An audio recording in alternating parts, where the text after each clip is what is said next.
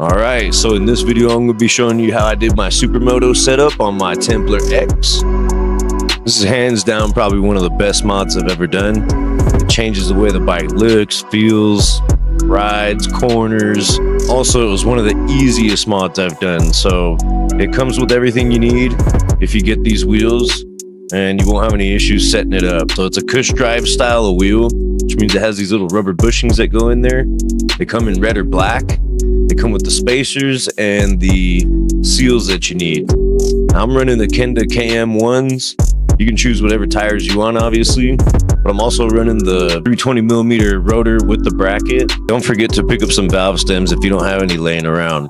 Now, if you want a completely seamless, no modifications install with this, you're gonna need to pick up this hardware right here. I'll show you why later on in the video. Now, since I'm running the 320mm front rotor, I went ahead and picked up these EBC sintered brake pads. Now, although I didn't record everything, you guys are gonna have to set up your wheels to where everything's bolted up like it is shown in the picture here. I only had one seal that gave me issues, and this is it. On the front wheel, once you get the tire mounted and everything, you need to make sure that this seal is installed from the back side. So there's like another piece right here. You can see the bolts. This mounts onto the wheel. And the seal doesn't seal into this back piece on the wheel, right? It doesn't seal, like it seals into this, but on the back side. So it's just a little thing you need to watch out for with that. So essentially, this spacer right here for the rotor that has the 5 bolts holding it to the wheel, you just need to put the seal in to that piece before you put it onto the wheel. You'll never get it in from the outside. It has like a little lip there, and it's tapered, I guess, to hold the seal in there a little bit farther back. Now, this next part is going to be me setting up the front wheel to work with the stock OEM speedometer and odometer. You can skip to 4 minutes and 52 seconds if you don't plan on using them. So the front rotor doesn't exactly have any good spots to mount the OEM magnets from the Templar. So I kind of had to improvise and use these 10mm by 2mm magnets. And I gotta say, they look pretty good and fit pretty well too. So they clear the caliper bracket pretty good. I just need to figure out how to get the sensor in there now. And once I get it drilled out and tapped, it'll be good to go. All right, so you're gonna need a M8 by 1.25 tap. I can't remember the exact size of the drill bit. I usually just start with a really small one and then work my way up until I get to just about that size. Now, the scrape marks that you see here on the caliper bracket are 100% avoidable. It was 100% my fault. I forgot to tighten down the rotor before I took off to go test them, and that's what ended up happening.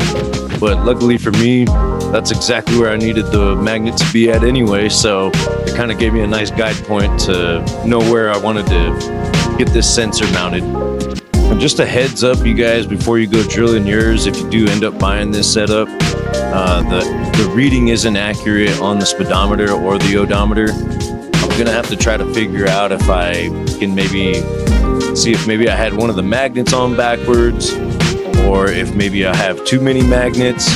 The stock one uses 3, so I've got 3 on there right now, pretty much evenly spaced apart in a triangle. It reads fairly accurately to about 35 miles an hour, maybe about 2 miles off from that speed. But once you go above 35 miles an hour, it just goes haywire. But to be honest with you, I was just more ecstatic that the dang thing was out of my way and mounted somewhere. Now, it might not be accurate, but it's at least clocking some type of mileage on there. It's a little off, like I said, but it's at least doing something so I know roughly where I'm at.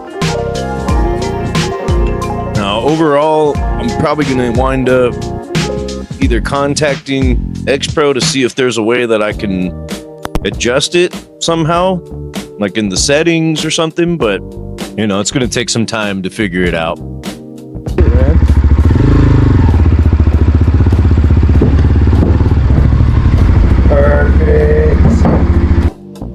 Now, as far as these brake pads go, these EBC sintered brake pads, They're a little bit thinner than the stock OEM pads.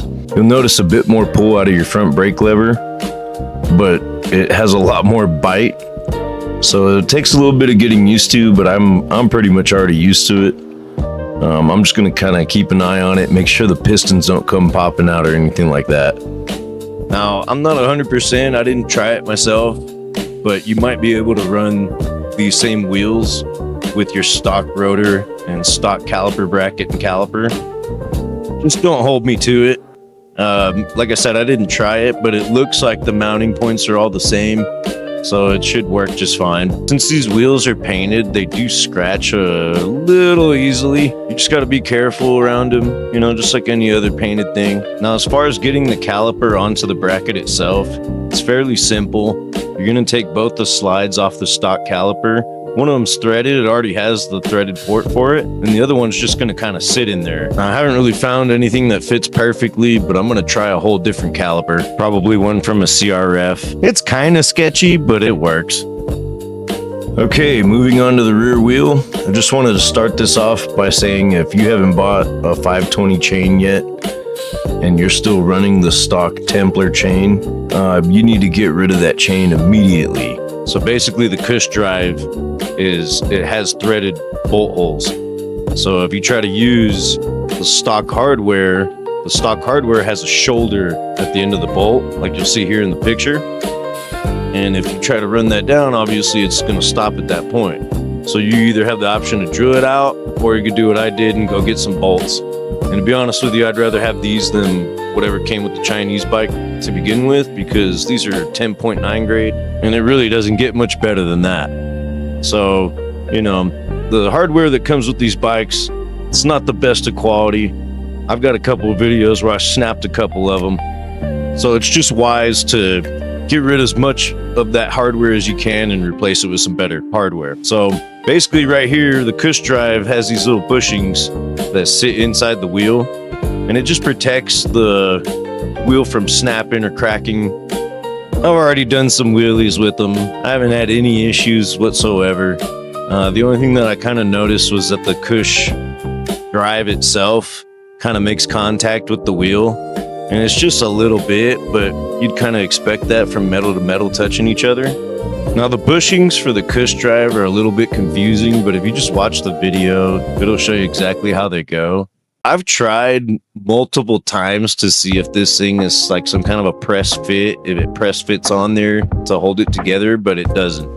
So when you're putting it together, you kind of have to be a little bit cautious about, you know, the way you pick up the wheel, and you're also going to have to hold it on there a little bit. But once you get it in there with the rear caliper bracket and everything's lined up, it's pretty much going to hold itself together as long as you get your axle in about halfway from the left side. You know, if you're doing it by yourself, obviously this is the best way to do it. If you got help, you're good to go. But overall, the rear wheel, it is kind of a pain in the neck. You're gonna have to sit there kind of angling everything just right, because you know the spacer's gonna want to come popping out on you, the rotor's gonna want to not line up with the pads. You know, it's just going to be a tight fit, but you are using a wider tire and wheel. So it is going to be just a little bit of a pain, you know, getting this thing on and off of there. I've gotten used to it now, but it's definitely going to be something that you guys might struggle with. It just takes a little bit of time and effort, you know, like all things. But once you get it on there, you'll be pretty much set up and ready to ride. As far as the bike goes, I'm pretty sure any of the X Pro models that come with a 21-inch front and 18-inch rear wheel will most likely be able to run this setup.